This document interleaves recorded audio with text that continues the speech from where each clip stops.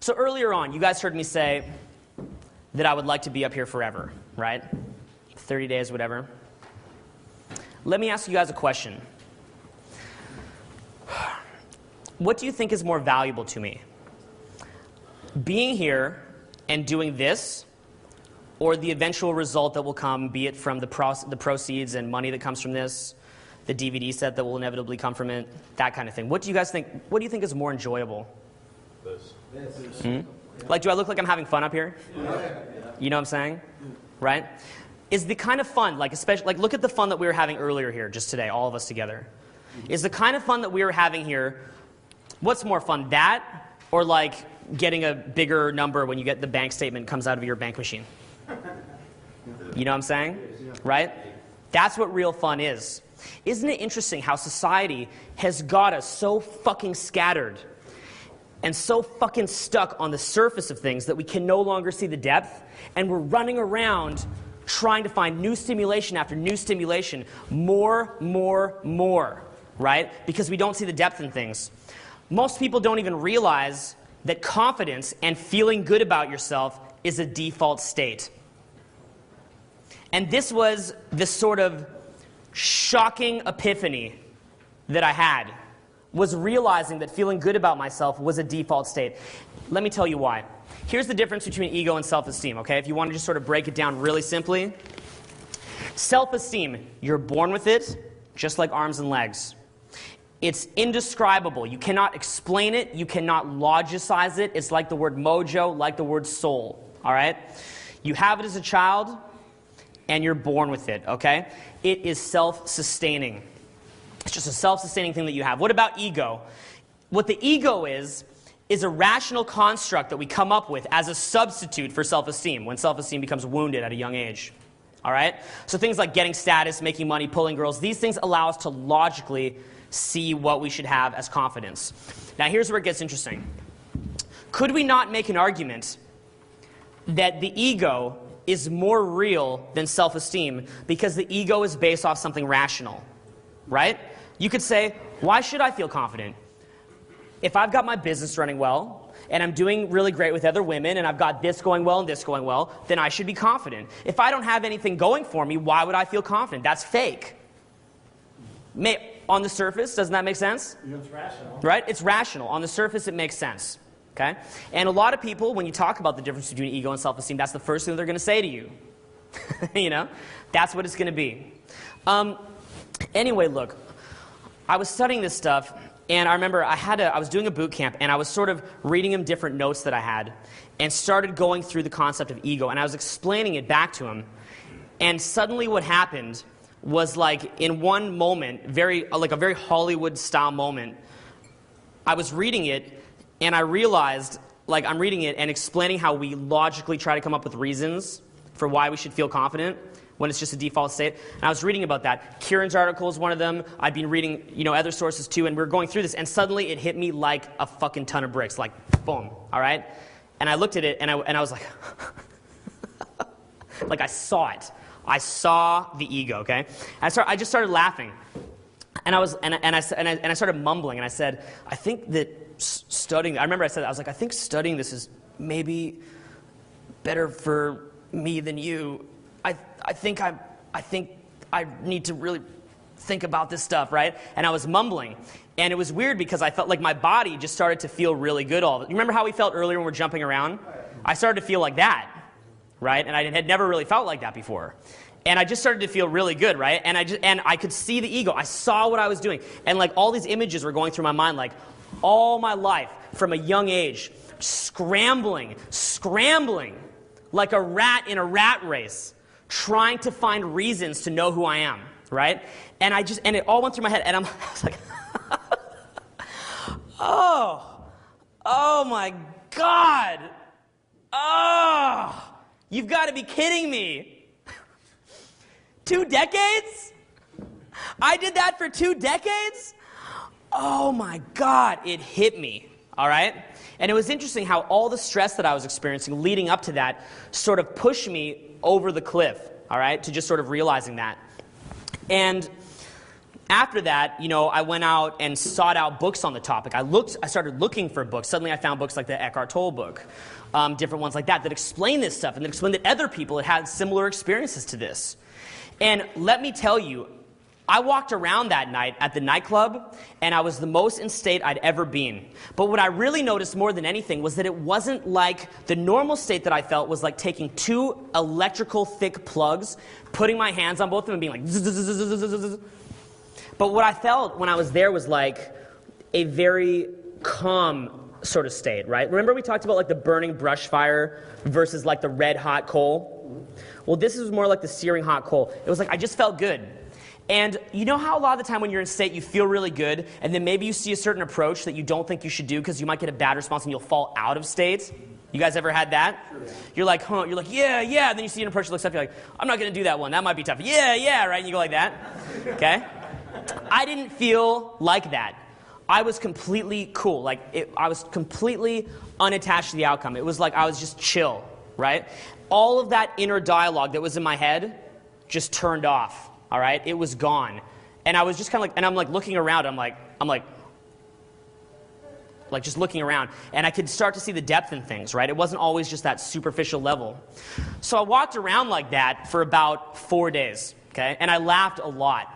Right, I would just like everything I saw. I was like, oh, right. I was just laughing, and this wasn't something I kept it private because it seemed so strange to me. I didn't really want to talk about it. I just felt great for about 4 days. What happened after about 4 days was I felt like I had lost myself, right? I was like, why am I not thinking anymore, right? Where did all my problems go? Why am I not thinking?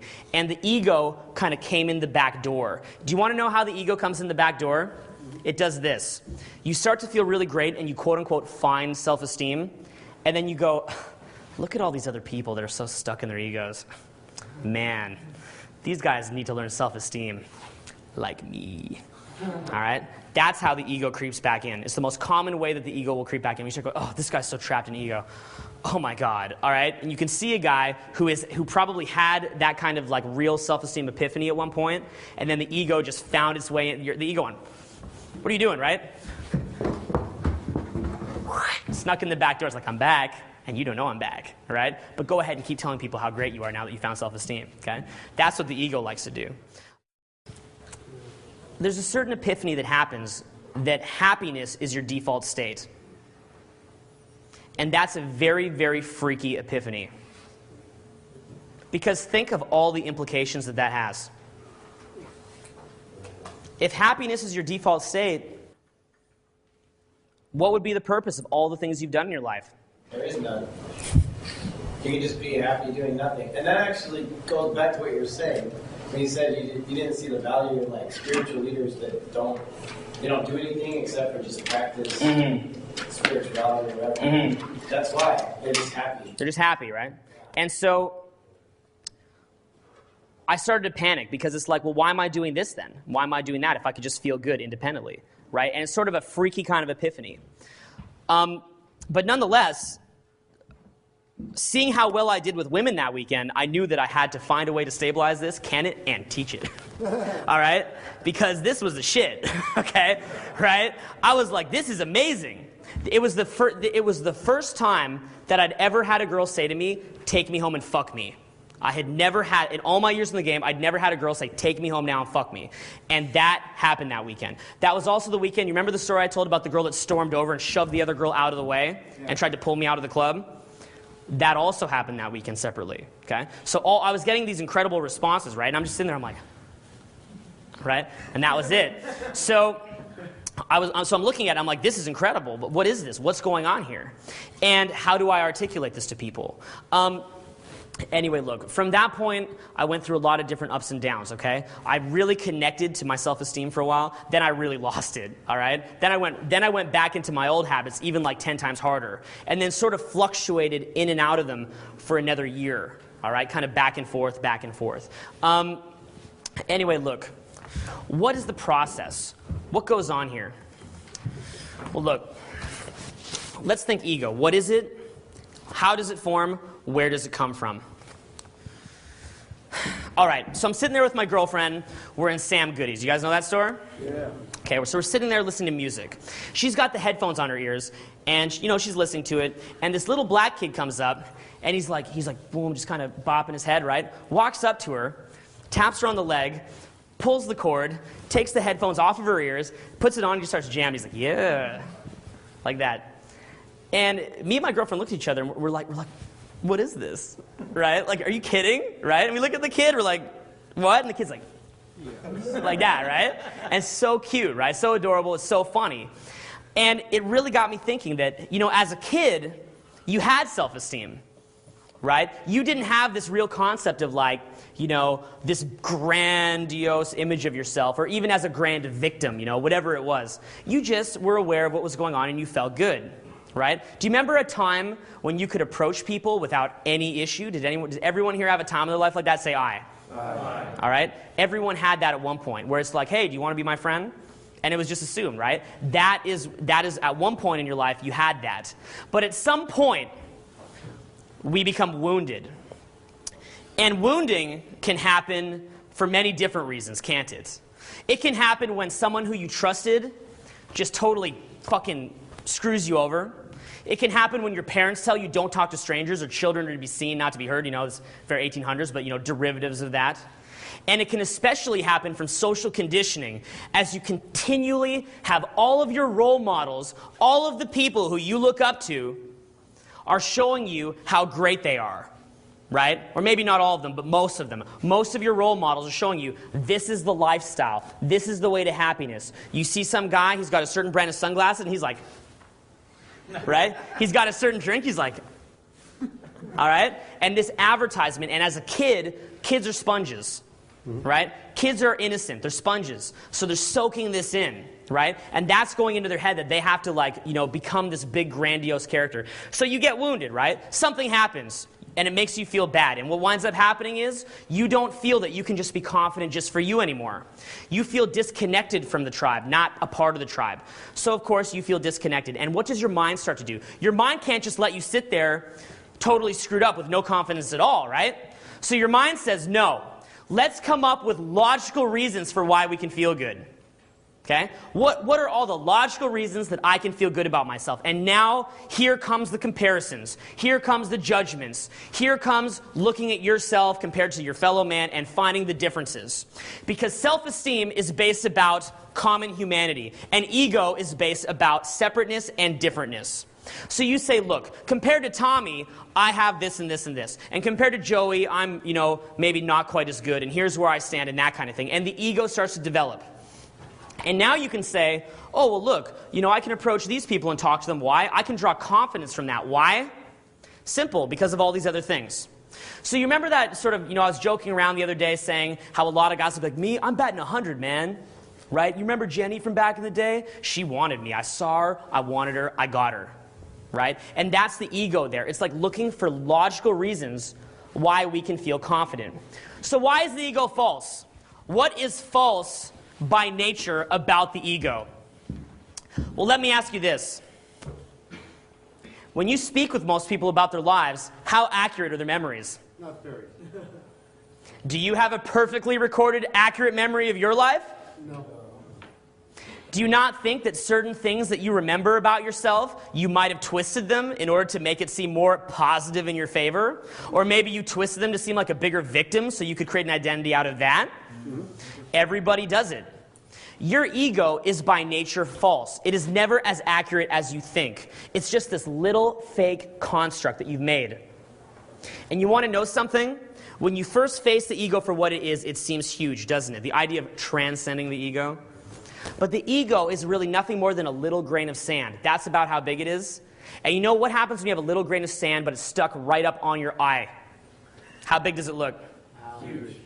Looks huge, right? Remember we talked about dilating perception? Well, when you're thinking small and your perception is drawn in like that, and that's where the ego is, it's like having two big grains of sand on your eyes, and that's all you can see. And that is the filter through which you see the world. So what is the ego made out of? What is the structure of the ego? Here's a couple examples. Logical evidence. What is examples of logical evidence? I hooked up with this girl, I got this girl, I got this girl, I got this girl. Okay? She took it on the face because she wants me so bad. This girl let me do this to her, right? All that kind of stuff, okay? How about people's opinions? Do you know, has everyone here at some point tried to find themselves in other people's opinions? Has everyone here done that at some point? Yes. Maybe. Rationalizations, like, you know, this person is such a dick, and the only reason that other people like that person is because they're stupid, or, you know, whatever it is, right? Everyone has a story connected to other stories in order to come up with their sense of self. And the last one that I think is really interesting is comparisons. Comparisons is a very interesting one because essentially what the ego is look, when I ask what you are, do you know what you are? No. Like, okay, where are you right now? Where? Yeah, where are you? Rufus. Very simple, real simple, where are you? Here. Spit it out. Just, okay, where are we? Here. Okay, where's here? Hotel. We're in a hotel. Where's the hotel? LAX. LAX. Where's LAX? In LA. Inglewood, Los Angeles. Inglewood. All right. Where's the, okay, and where's that? California. Earth. Where's Earth? Universe. Where's the universe? No idea. Nobody knows. No one knows. Where do you go after you die? No one knows. No one knows. Are you even really alive right now? We don't know. Like compared to what we think life is? We don't know, okay? Life is about the unknown. But what the ego does is it tries to shelter us from the unknown, doesn't it? It tries to say, look, I have all these labels for things, and I have all these judgments on things and comparisons from things. I know my environment. I know the truth about my environment. And so what that does is it shelters us from the real, what could be viewed as very frightening truth that our lives, we are constantly in the unknown. Okay? Life is the unknown. In a lot of ways, human life is very absurd in the sense that we're born, you know, we strive, we do amazing things, we create relationships, we have an impact, all to do what? To die, right? Life will end. And we say, well, what's the point? And in a lot of ways, this is a point that a guy named Ernest Becker made, and I think it's absolutely fascinating, which is that the fact that on some day that we're going to die leads to a denial of death where we can begin to view the world as an arena for heroism. Has anyone here ever read the Iliad of Homer? Oh, yeah. Yeah? You see how their view of reality is the world is an arena for heroism, so other people will speak of me after I'm dead and gone. I will be sung about after I'm dead and gone. I'll have fame on the lips of men. And so, essentially, what happens is we don't know who we are, right? We don't know who we are. We don't know what we are. We don't really know anything. So our mind says we have to make context. We have to find a context, right? If you're in an elevator that's going up and down, and it's a glass elevator, and you can see where the floor is and you can see where the ceiling is, do you know how high you are? Yeah. What if you're in an elevator where it's closed in and there's no buttons on the top? Then do you know how high you are? No. Well, that's what the ego is trying to do. It's looking for people to compare yourself to. So the ego always wants to kick the next man down. Why? Because when you kick the next man down, you can show why you're better. That's why people will say things like, I'm the best. Have you ever found yourself saying, I want to be the best? Rather than saying, I want to meet my potential, you say, I want to be the best. What does the best imply? Better than others. Better than others, right? Does it imply togetherness or separation? Separation. Okay. So this is what the ego does. It's always looking for separation to show why you're more real, you're more tangible. Okay? That's really what's going on there. So eventually we get what's called wounded. Okay? And what does it mean, you know, to be wounded? Well, look, on some level, you know, you have that experience that makes you no longer feel connected to the group. You start this process of rationalizing, and this leads to a life of seeing the surface of things and basically just trying to run around, trying to figure out who you are, trying to heal that wound. But ultimately, here's what's interesting. What you later realize is this. It's kind of old self-development expression. The more personal the wound, the more universal the wound. Okay? So I'll say that again. The more personal the wound, the more universal the wound. So what that means is like this, look. Everybody here has these stories from our past that are really, really embarrassing, right? That are very, humiliating, victimizing, and that kind of thing. And we can create an identity out of it. Like, look, this happened to me. All right? This is what happened to me. This is my identity. But hey, even though this bad stuff happened to me, look at all this good stuff that I have. Like, as a pickup artist, for example, look at all these girls that like me. Look at all these girls I hooked up with. Look at all these great responses that I can generate. Right? And that's, again, that's the ego structure there that needs more and more and more. That's why the ego by nature is like a cancerous tumor that keeps growing and growing and growing. Right? Real self-esteem is sustainable. Why is the ego not sustainable? Constantly have to have reference material to support it. Yeah, speak that louder. You constantly have to have reference material to validate your ego. Yeah. Like, whatever your concept is, it's always looking for feedback. Yeah, it's a black hole, right? It's sucking. It's saying, give me more evidence, give me more evidence, give me more evidence. And there's nothing wrong with wanting to have different reference experiences, having amazing experiences. But the thing is, we're talking about how to be really, really good with chicks here. And part of being really, really, really good with chicks means you have to eliminate neediness. So what I'm trying to get through to you guys is how to completely eradicate neediness. Do you guys think that it would be very good for your skills with women if you could totally eliminate all neediness? Yeah. Okay, right? Well, that's really what we're talking about here. That's why we're looking at these kinds of esoteric concepts. All right, so look. The ego is needing evidence to show why those old wounds don't really matter and you have more. Okay? So for example, one guy that I got compared to I think was really funny, and it was a very good description. Have you guys ever seen Syndrome from The Incredibles? Have you guys ever seen that? Okay? All right. Okay. And when that came out, I thought that was so funny because there was a lot.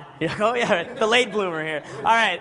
Okay, and why I thought that was funny, because when you look at Syndrome from The Incredibles, look at his story, right? He wants to be a superhero. He wants to be in with the superhero clique, okay? And then what happens? They say, no, Syndrome, you can't come, right? You can't be in this, okay?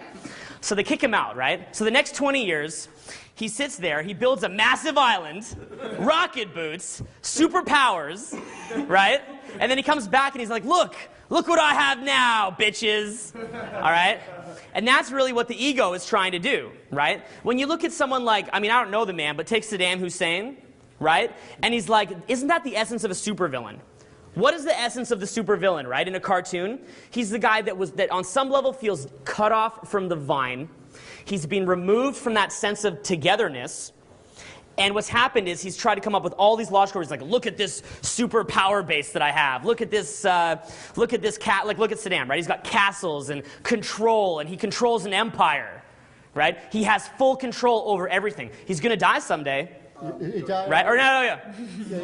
I don't watch TV, all right? Okay, look. Yeah, all right? I was thinking as Saddam at the time, but anyway. Okay, so, look, someday, when Saddam was alive, he's going to die, right? But do you see how by having full control, right? Like, look, I control this empire. I control these people. I have power and influence. You can deny your own death. Because when you lose control, when you cannot control a situation and you feel a deep sense of anger and frustration, you want to know what that often is in disguise? What's happening is you realize, if I can't even control this shit, how am I not going to die? Right? How am I not going to keep myself... Look, if I can't control this nonsense, if I can't control this bag of chips right here that's making squeaking noises, thank you very much, okay? Then how am I going to, how am I going to control this other stuff? All right? So what winds up happening is you feel like a frustration. You want control. It's that desire to be able to control your environment. And look, some of human beings' ultimate greatness, a total glory, is being able to control your environment. It is our ability to shape the world in the way that we want it. But the question is, why are we shaping it? How are we shaping it? Are we doing it from this desperate feeling of lack? Or are we doing it for the sake of right action? Are we doing it to feel the flow of creativity? Or are we doing it to deny the unknown? All right? And that's really what we have to ask ourselves. Now, what's amazing when you realize that happiness is a default setting is that, you guys ever heard it said, like, the now is the only moment there ever is? Yep. Yeah. The now is it. And what that means is it's a reflection of the idea that do not seek happiness in the future. happiness is now, right? And you realize that, you know, the way that you feel now, this is it, right? And it's funny, like, just being up here for 4 days, you know, I get up here and it's like, this is it. This is the action, right? Like, you know, as kids, we're told, okay, first you're a kid, you go to preschool, then you go to grade school, you get good grades, then you get to high school, you pass that, then you go to college, you pass that, then you get a job, you work your way up in the organization, then you retire, and that's the glory, right? You get to retire, okay? You know what I'm saying? That's what Timothy Ferriss would call, that's the deferred life plan.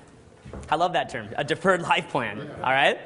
And I mean, really what's happening is, like, we're always taught to measure ourselves, to grade ourselves, and to keep going to the next thing, right? To get to the future. Let's get to the future. Let's get to the future, okay? And when you realize, like, this is it, you know, like, there's a future, you know, and the future's coming. It's unknown, but it's probably coming. But this is it right here, then the concept of time becomes very much irrelevant. And that's when the flow starts to happen. Have any of you guys ever just been enjoying yourselves so much that time just flew by? Yeah. Mm-hmm. Where you just feel so good that there is no more need for time. Time can be used for, like, a practical purpose to get, you know, in order to coordinate things, you know, personal responsibility and accountability. But, you know, when someone says the now is all there ever is, what that means is that they feel good as they are, okay? That means that they can just sit there, sit in the park, just sit there on a park bench and just feel good, all right? That's the idea of that. All right? And that's what really self-esteem is, isn't it? Is being able to feel good on your own, independently, to generate state from within. That's where that's going to be coming from. And isn't it amazing that when you enter that timeless zone, your creativity just shoots through the roof? Like, you know, when you're out at the nightclub and you're just being so funny because you're not reaching for that better outcome. You're not like, oh, I don't feel good and I need this girl to validate, but you just feel good right now and it just starts to flow out of you. And it's really just the most amazing thing. But like I said, look, like doing this program, the enjoyment of the offering of value could never be matched up by the result. So the next concept I want to introduce to you is this. It's called the result is anticlimactic. So repeat that after me, okay? The result is anticlimactic. The result is anticlimactic. Okay, I'm going to do it again. The result is anticlimactic. The result is anticlimactic. Good. It always is, okay? The result can never be as good as the doing, all right? The now, because it's all the same. When you realize that happiness is all there is, and it's a default state, it's all the same shit. You know what I'm saying? It's the same shit, man. Say that I'm sitting here now. Okay, look, say you're sitting here now, you're feeling good, right? Feeling good. And then you get the results of something. You know, you get the payoff. Okay, I feel good. It's the same thing. Okay. There's no difference, right? Okay. So then you say, well, why do we do anything? Well, look, offering value, that's like the most fucking glorious thing that you could ever do. You know? Like offering value to people. And to introduce that concept of offering value, here's what I would say to you, and this is where it comes in with social dynamics. Whenever you're interacting with somebody, this is my method, okay? You want to say what my method is, like what I think, like my pickup method is? Here's how I think of it. Whenever you're operating through the ego and you're trying to get someone to react to you, you're seeking reaction to self-seek, that is taking value. Would you guys agree? Yes. How does it feel when someone is speaking with you and trying to self-seek by manipulating your reactions? Good or bad? Bad. Right? Would you say icky? Icky. Right? It's an icky feeling. Imagine being a chick. Man. Oh, man. You wonder why girls are so quick to walk off at the first sign of I don't like this? Yeah. All right? Because guys are always trying to take value. It's an instinct. When someone is communicating authentically, that's also why I said the idea of being a good person, having integrity. People can sense when you're trying to take value from them. And when you're just offering value, it's amazing how people will respond. You know a great exercise that we do on boot camp a lot? I'll say, look, I'm going to say a word and just go up to them and just start talking to them about your thoughts on it. And I'll be like the wall, okay? You go up and you just, and I'll say, look, no reaction. When you think about your criteria for success, like the criteria for whether or not it worked, don't make the criteria, how they responded. Your only criteria was you put yourself out there and you were true to yourself. You just said what you thought in the moment, all right? So you go up, you say, oh, you know, there's the wall, it's gray, has some cool things on it. I like that. Walls are good, you know, they help us to break up different rooms to lower sound problems. Isn't it nice? Yeah. And it's amazing how, you know, when you do that, it opens, right? You guys ever heard you can open with anything? Yeah. You can open with anything. You can, hey, I need to pee so bad. Me too. Okay, all right, okay, cool. You know, so the thing is, okay, you could open with that. Except for babies and knives. What's that? Oh yeah, no, none of that, all right? No psychoness, even if you're really psycho. All right. Essentially, when you're just offering value, that's an attractant. And when you're trying to take value, that's a repellent. All right? Now, here's the formula. Here's how I see it. How many yous are there? How many? One. One, right? How many people have your exact life experience and your exact perspective? Just one, right? Now, we've talked about how human beings, we have a socially created reality. You guys remember that? Yeah. We're bringing some of that full circle. If we have a socially created reality, then we always enjoy interacting with people. But if you're interacting with someone and they're trying to self-seek by giving you knowledge to generate reactions, is that really giving you authentic information or perspectives or vibes or whatever? No. Right? So your mind goes, no. But when someone's just being authentic, there's so many levels. Like, look, even just talking about the wall, all right? There's little ways in the way that you speak, like just the, like maybe like the state that you're in, maybe little things about your perspective, maybe the way that you joke around, maybe the way you shake hands, maybe the way you make eye contact. And if it's authentic, people are learning things from it. All right? That's why when a guy goes out in the forest alone for too long, what happens? Crazy, right? Okay? So people need that. We need connection with people, right? And so that's why when you go up and you're just offering value, you're being you, you're not self-seeking, you're offering value. That's a beautiful thing. It's amazing. And so if I had to size up my method into one expression, I would say offering value. And if I want to get more specific, I would call it this: self-amusement. Okay? Self-amusement is like the whole style that I love. So what that means is this. Most guys are going up and here's what they're doing. They're like, okay, I'm going to talk about this topic that she'll probably like and this topic that women probably respond to. And then they go up, they're kind of out of state, they throw out their opener or whatever, and they're trying to get her to respond. What I do, and what I want you guys to do as an experiment, is I want you to try self-amusing. And this is an awesome shift in perspective, and the results that you'll get from this will rock your world. Essentially what you do is you walk up and you just try to self-amuse. You just walk up and say things that pump your own state. Say things that you find funny. Even if they're silly, even if they're ridiculous. You guys know Ozzy? Yeah. Okay? Ozzy's, like, when I first met Ozzy, this guy's getting amazing results. I didn't understand this back then. He would open with silliness. Raw, like, he would walk up and he'd be like, and he's like, you like it? You like it? He's like, He's like, it's nice, huh? It's nice, right? And I was like, what are you doing, right? And he's like, go Tiger. Go Tiger, right? And then he's like, you want to touch? Yeah, He's like, oh, you? Huh? Oh, it's nice.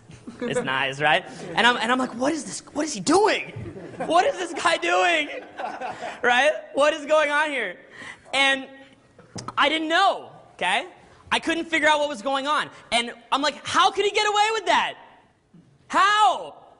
The reason why is because Ozzy's nuts, and that amuses him, okay? He's fully amused by that. As long as what you're doing amuses you, remember what we said?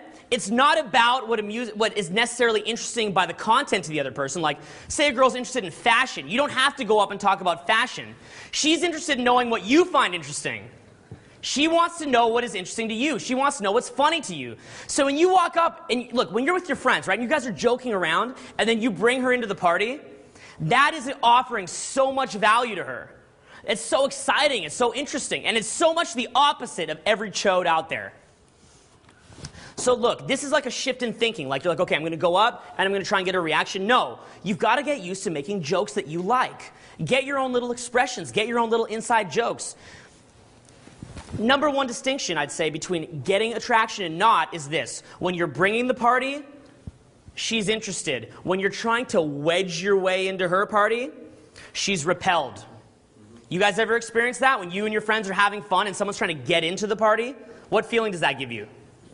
What if they're having the most fun in the club and then they come over? Oh, hey. Yeah, right? Your personality is going to be completely different.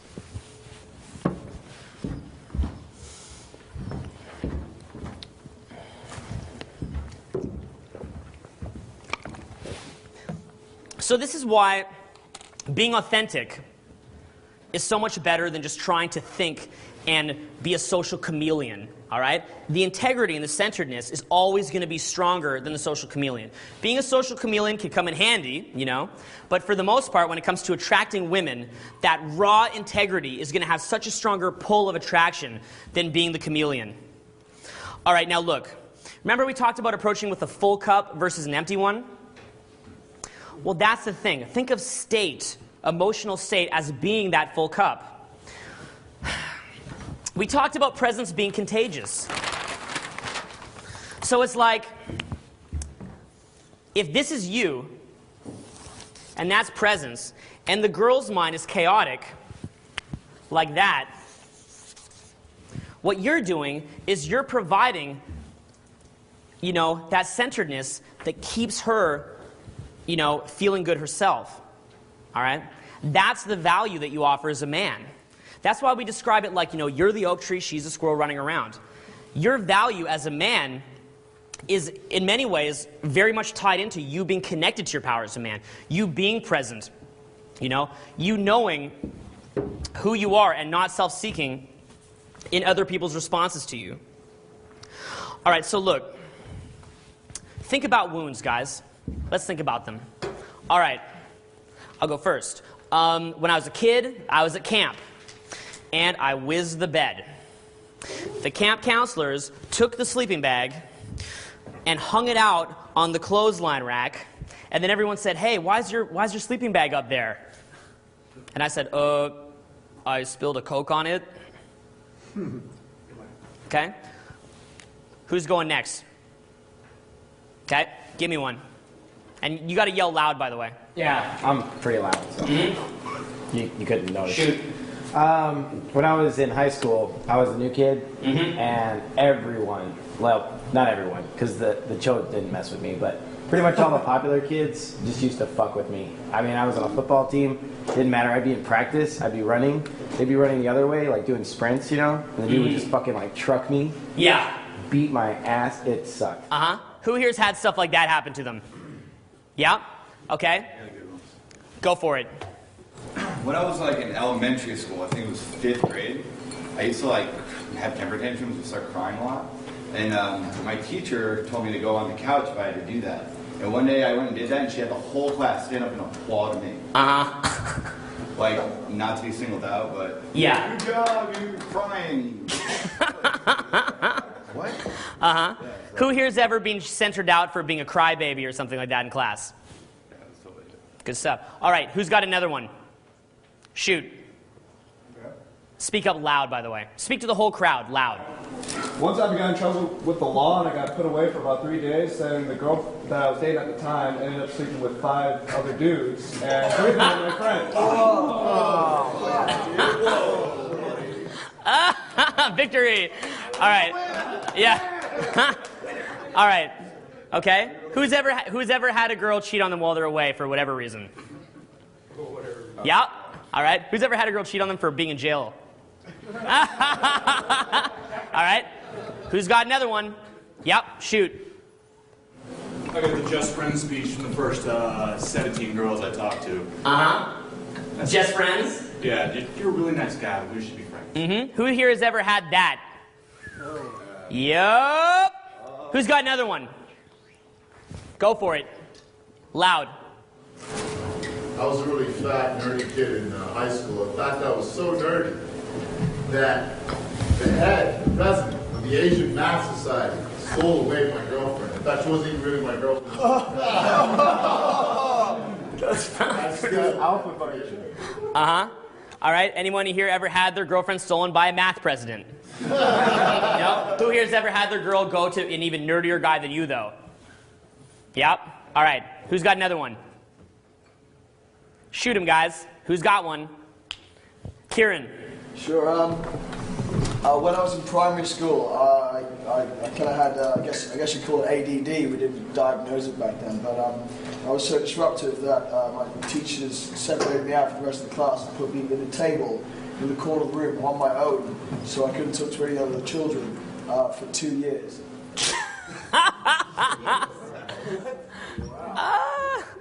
Nice. Give him a hand for that one. 2 years of isolation. Nice. Sorry? Did they feed you at least? No. I ate the rats. You ate the rats. Yeah. Who here ever ate rats? Okay. All right.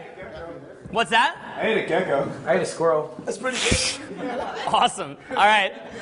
So look, I mean, what we're learning here is that the more personal the wound, the more universal it is. And what that means is that we all have some brutal failures, brutal humiliations, brutal wounding. Every single person has them, all right? And what happens when you don't realize that is you think that it's your identity. That's what makes you different from everybody else. So look at it this way. Do you make an identity about having a hand? No. Are you like, look at this hand? It's horrifying. It has 5 fingers. With a 6th finger, I could be like the guy from who played the 6-finger piano man in Gattaca. All right, do you think that? No.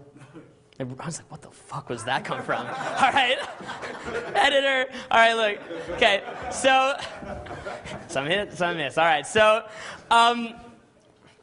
look, you can't make an identity out of that because everyone has it. You can't. You could try, but it won't work. So the same thing with wounds, right?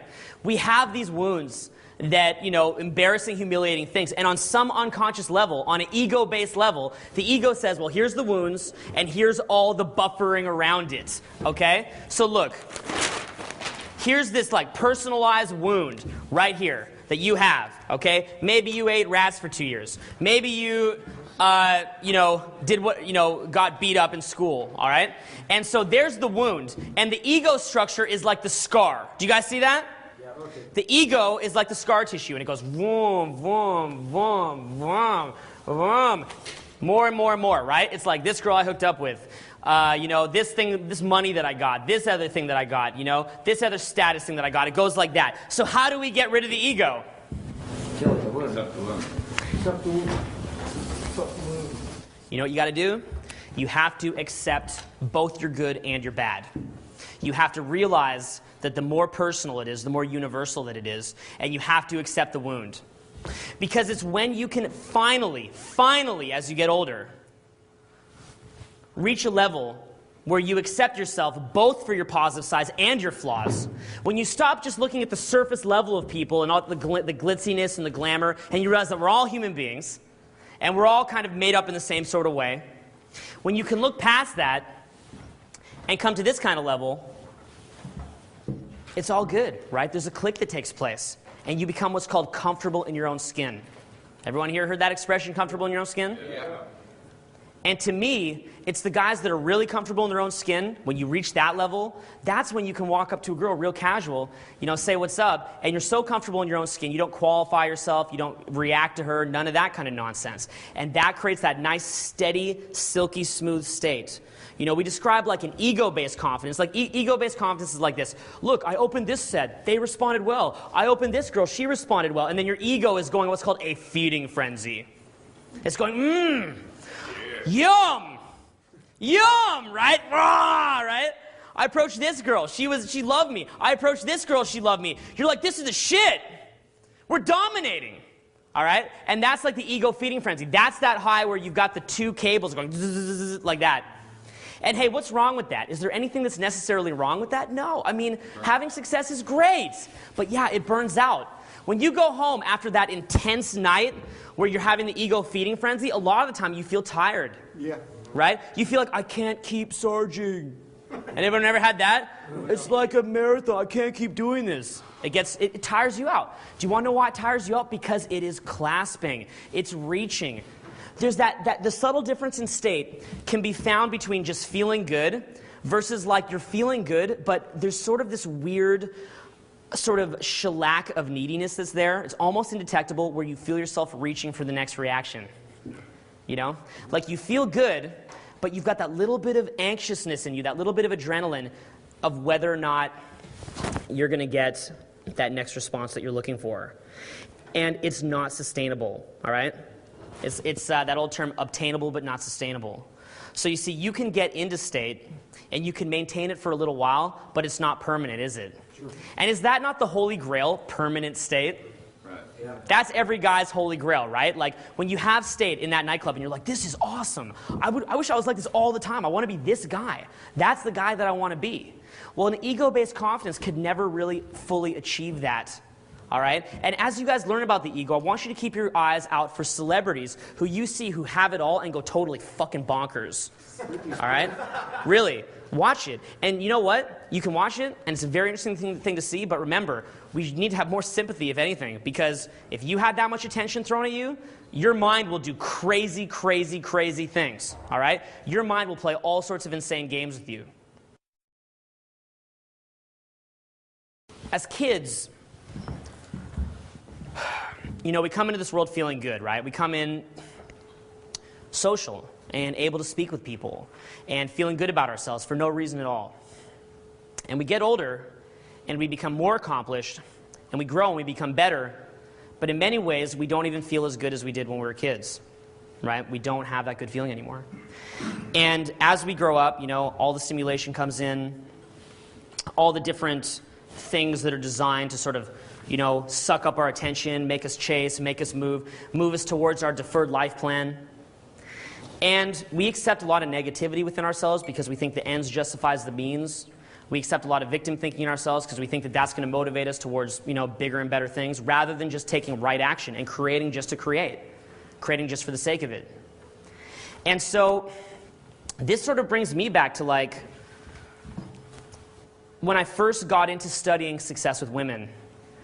And I think the biggest thing I wanted to know was what went wrong with me. That was what I wanted to know. I wanted to know, how did this happen? What, you know, I'm sure that I was okay. I remember a time when I was okay. How did I get like this? How did it come to pass that I couldn't just approach girls confidently, or I couldn't, you know, get a girlfriend? Like, what had come to pass that caused this? And, you know, the journey of writing the blueprint for me has been about digging deep in, like going deep into myself, very deep into my mind, right? Spending long nights, like really thinking and analyzing and you know, feeling what was going on up there and trying to think, what went wrong? And you know, by the time I was writing the blueprint, it was no longer what just went wrong with me, but it's what went wrong with everybody, practically. What went wrong here? What's going on, right? And I wanted to know.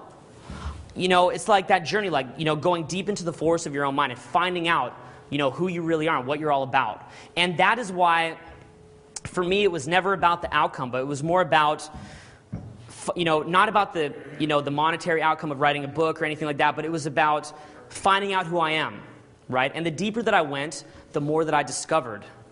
And that's what I want to encourage you guys to do, is go more and more deeply in, all right? Because look, all of you were born fine. Every single one of you were born happy. You were born fine. And something came along that might have moved you away from that. But you can refine that self-esteem, right? You can heal those wounds. You can remove all that excess structure around yourself. You can look into it. You can learn it. And you can find that self-esteem again, okay? And you can be happy. And in the process of doing it, we teach all this other great stuff, like learning abundance with women. Because in a lot of ways, not being successful with women is a huge dark cloud that can, you know, cloud over every other accomplishment. And so you learn that too. You learn about social interaction. You learn about people. Because I guess the way that I kind of view people nowadays is, rather than looking at every single person, like when I look in somebody's eyes, right? Rather than seeing them as the other, all right? And as we call that, the objectifying eye of the other. Rather than seeing the other, the way that I see it in my mind is a bit more like this. Right through here, this is like all the energy in the world almost. You can think of it like that. Like whatever it is that provides us with the energy to move around, to live, provides life, all that kind of stuff. That's how I sort of think about it. And what people are, to me, is almost like, think of it like a Bristol board, right? And on one side of the Bristol board, you have this big, bright light, okay, this huge light. And in that Bristol board, there's little holes punched in, like just sort of punched in like that. Okay? And to me, that's what a human being is. That's what we all are. Like, you know, you see trees, you see all this energy, all this matter. And this is sort of like that universal intelligence that makes all of that, that creates all of that. And in the eyes, that's how I see it. Like right in the eyes, when I look someone in the eyes and I'm speaking with them, what I don't see necessarily is somebody else, but what I see is a hole, right, from underneath. I see the light coming through. That's what I try to really see. And so, when you're speaking with a woman, right, you don't necessarily have to look at her and judge her or assume that she's judging you, but rather you can just see that sort of self coming through. That is absolutely the core of this to me, is the whole self is coming through thing. You guys ever heard that expression, the self is coming through? Yes. Yeah. Right? Like the idea that, if you found your self-esteem, you found your self-esteem. You could do a dorky, like, why do we get nervous, right? It's a performance anxiety. So you think, I have to act like this, I have to act like that. But when you've reconnected with your self-esteem, you outframe all that. You can do this dorky thing, you can make yourself look stupid, and people are still like, oh, he's cool, because he has self-esteem. Anything that you think is bad about you, without self-esteem, is an embarrassment. But your flaws in the presence of self-esteem are quirks. They're endearing quirks. Think about that. The things about you that you might be embarrassed about are only bad if you're disconnected from your self-esteem. Think of people in your life who you've seen who, even though they have things that most people might consider to be embarrassing, it's just quirky. It just makes them cool. Like those dorky things about them makes them awesome, right? And so to me, that's what it really is. The self is always coming through. And so when you're looking at the girl, it's so natural to just be able to approach as a natural, and you can just look her in the eye, and rather than seeing the other, again, the objectifying other, you see yourself in all people. And what if they act bad? Well, you can say, okay, whatever, they're acting bad because they're caught up in the ego, right? They're being less conscious. But ultimately, you don't make an identity for them out of it. And you don't make an identity for yourself out of all of those external things. And this is what allows people to connect with each other. This is what allows people to stop trying to push each other down and things like that. And it's amazing because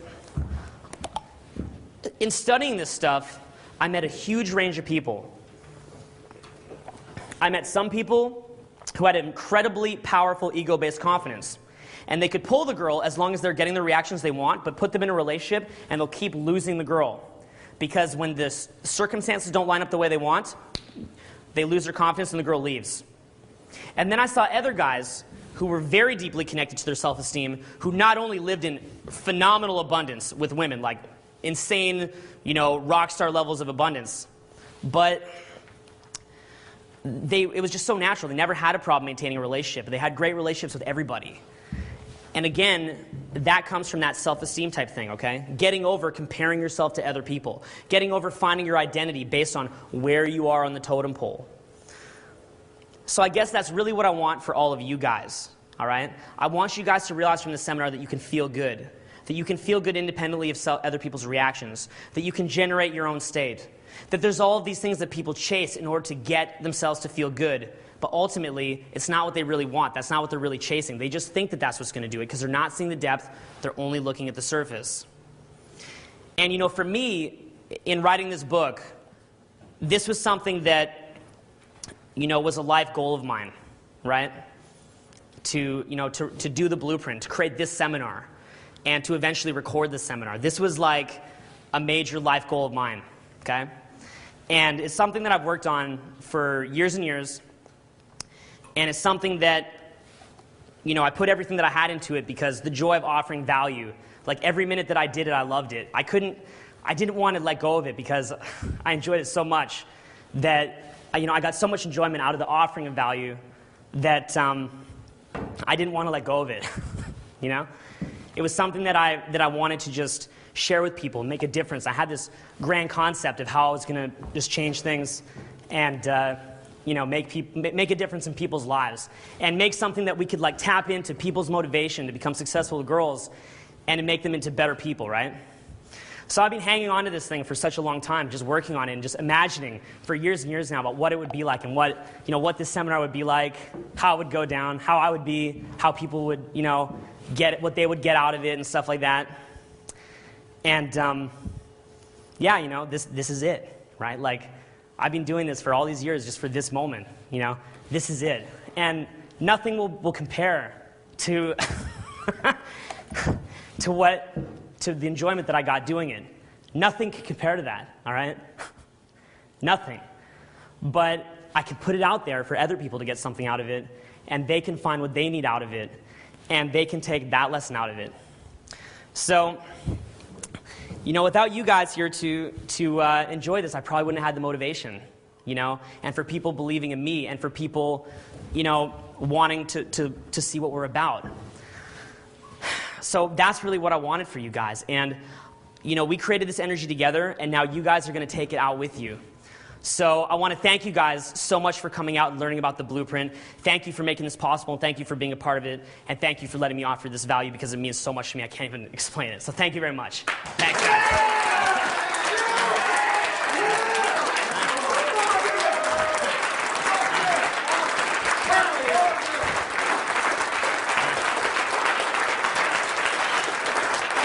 Thanks, guys.